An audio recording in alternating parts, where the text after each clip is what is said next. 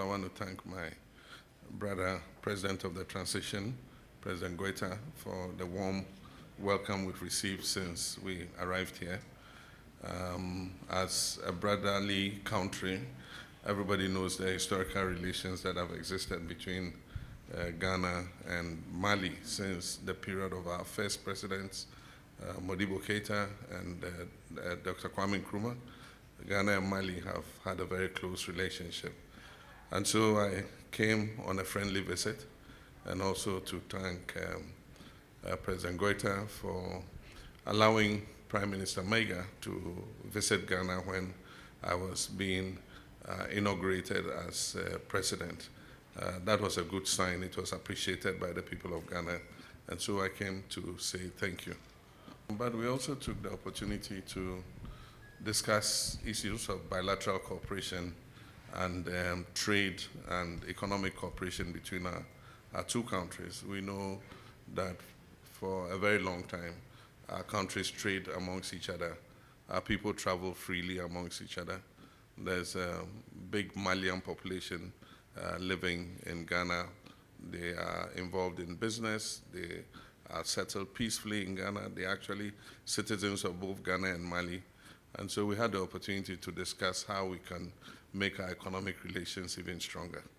And we also have a transit corridor. A lot of long-distance drivers, both Malian and Ghanaians, convey goods from our ports to Mali and transport goods from Mali back to our port for export.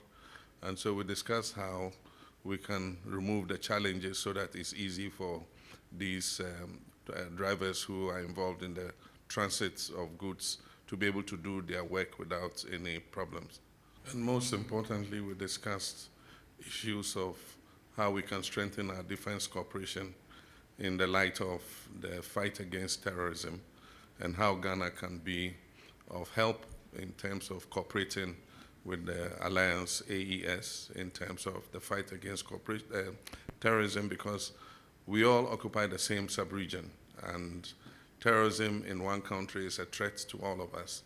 And so we had quite a discussion on how we can strengthen our bilateral relations in terms of the fight against terrorism. And finally, we discussed the revival of the Permanent Joint Commission for Cooperation between Mali and Ghana.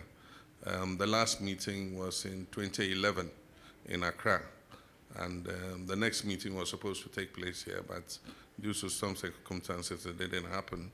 And so we're looking to revive it so that as early as possible we can send our technical team to come and sit with our Malian counterparts and discuss how we can increase and strengthen the cooperation that exists between our two countries. We discussed it, and we recognize that there's been some issues of trust, problems with trust between the two groups. But at the same time, I think that we must establish mutual respect for each other. And I'm sure that if we're able to do that, we can continue to work together.